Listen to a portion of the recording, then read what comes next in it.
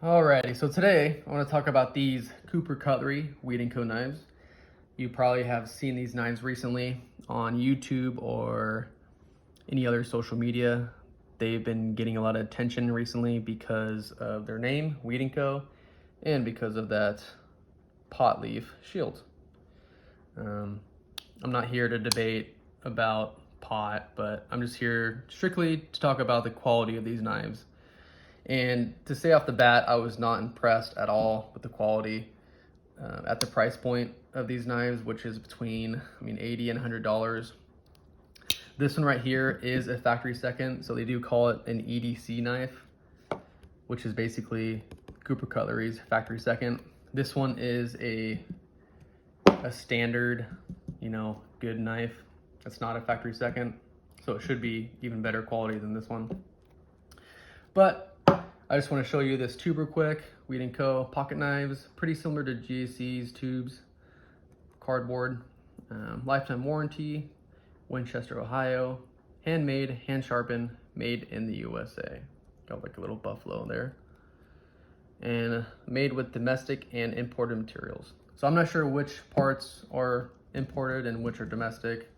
If I had to say, I think the bolsters and blades, they're made overseas because they just look like they're like Chinese made or some other country, just based off like what I've seen from Frost Cutlery. And then I do want to show you this paper that it came with. Basically it just says that the blade is 440 stainless steel, and the bolsters are copper nickel. It has brass liners so that the knife will never rust, which I think it still will eventually. Also, I do want to point out that these are made in Winchester, Ohio, on the old Queen Shatton Morgan machines. These machines made the best knives ever made in the US, and they are up and running again. So me reading that, or if any other customer read that and they're familiar with Shatton Morgan, I think there's an expectation of these knives should be good quality because they're being made on the Shatton Morgan machines. And Shatton Morgan was very good.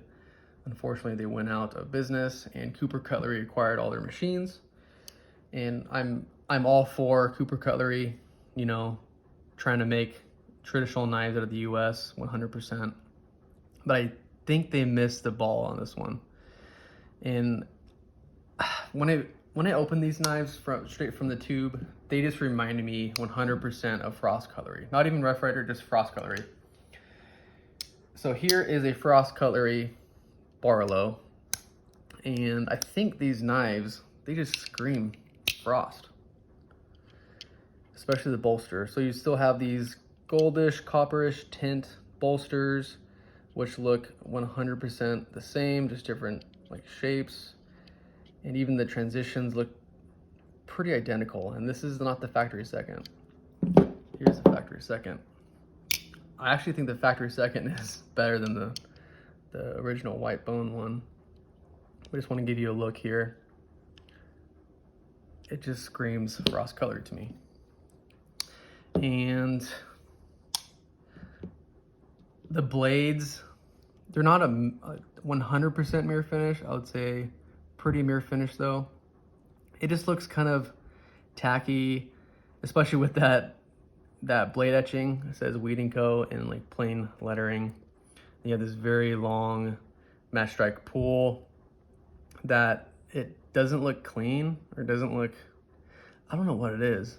And also, this came with the roundest edge I've ever seen on a knife. Look at that. Hopefully you can see that up and close. Look right there, not even sharp at all. I can do this as hard as I want. I'm not cutting myself at all. Not even a prick.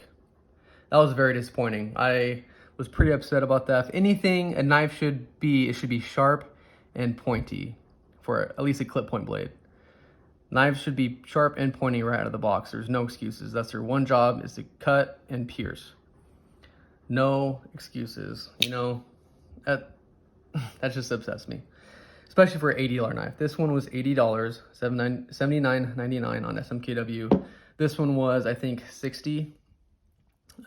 It was discounted because it was a factory second, but if it wasn't a factory second, it'd be $100, $99, which is, for the price point, I think I was robbed. But this knife, I do like the stag.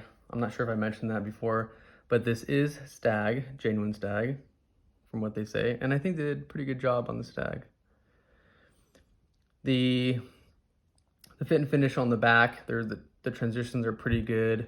The bone is lifting a little bit. I think that's why it was a factory second, because I can't really figure out what's wrong with this knife besides the bone lifting from the liners. It's kind of separating a little bit. The walk and talk of these knives are okay. They have weak pulls for sure, both of them.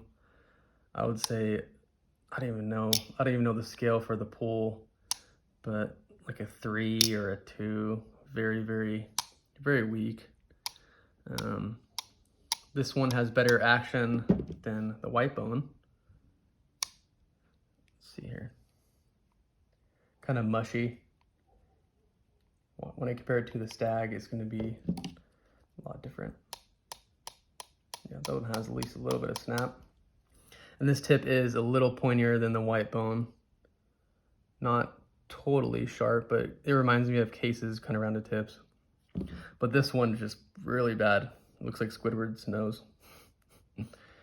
No half stop, just one long pull. And these are large knives for sure. Just real quick for some measurements, the blade is about 4 1/4. Let's see here, 4 1/4. Overall is about 9 1/2, and then close length is about 5 1/4. And these weigh about 5.2 ounces. I did weigh these before, but I will show you. Yeah, 5.26, and then for the stag, 5.25. So very similar for sure. But I do want to compare it to Rough Riders Granddaddy Barlow. The Barlow is a little smaller and for sure thinner than these knives. But if I had to pick one in quality, the Rough Rider wins all day for sure. Even the looks of it, it just looks better quality and it feels better quality. The walk and talk, the blade, the bolster, everything looks better on the Rough Rider, which was $15. And I get these were made in the USA, so they are gonna be more expensive. So if I had to put a price on these knives, I would probably say, just because they're USA made, probably like $40, maybe $50. 50 for the stag, because I know stag is a lot more. But I think that's the true value of these knives, comparing it to Case. Case blows these out of the water 100%. And I know a lot of you complain about Case's quality, but this is not even comparing to Case. Case is way up there compared to these. This is basically the USA made Frost, 100%. And I really wanted to like these knives. I really did. That's why I bought 2 of them. I got them because they're different. You know, it has that pot leaf on it, which I don't think any other USA made company has ever tried to do, for whatever reason, or I know the reasons, but you know, it's just something different. And I did kind of buy these knives for a novelty, but I did expect them to have pretty good quality, you know, especially when they're using Shad & Morgan's name in their papers and they're claiming USA made. I would buy a buck with that $80 any day over this, just strictly talking quality wise. But in the end, it is a knife. It will cut. It did come decently sharp, not hair popping sharp or anything crazy. So it will cut. This one will pierce. This other white one will not, for sure. I mean, you have to put a lot of pressure on it, but still. I really hope Cooper Cutlery can get their stuff in line, either increase the quality by like 2 or 3 times, or just decrease the price, you know, because I think for $40 or $50, these could these could be a thing, but for $80 to $100, yeah, no go. But I hope they just keep the price and increase the quality 100%. From what I understand, they're still trying to figure out the machining and how to make these knives pretty well. I think this is like a test run, but I don't know. We will see if their quality increases, and I really hope they do. I think they have another line of like axe knives. I forgot they were called Viking or something like that. I'll show a picture of them real quick. But they look pretty much the same as these Wheat & Co knives. It seems like they're kind of going after GC, but they have a lot to improve on before they do that.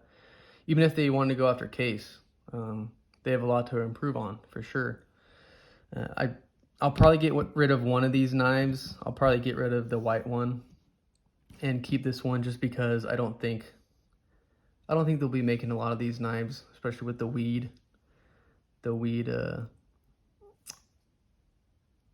I lost my train of thought.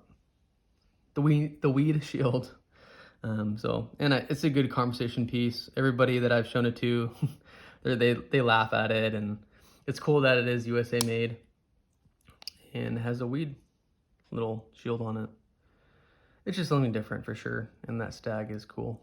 But I'm gonna get off my soapbox, and I hope you enjoy this review. Just know, if you do want to buy one of these knives, it's basically you're getting a novelty piece instead of a quality piece for the price you pay. But I'm not trying to discredit Cooper Cutlery, but I just don't think they're worth what they are priced at. But it still cuts. All right, I'm done. Thanks for watching, guys. I'll see you next time.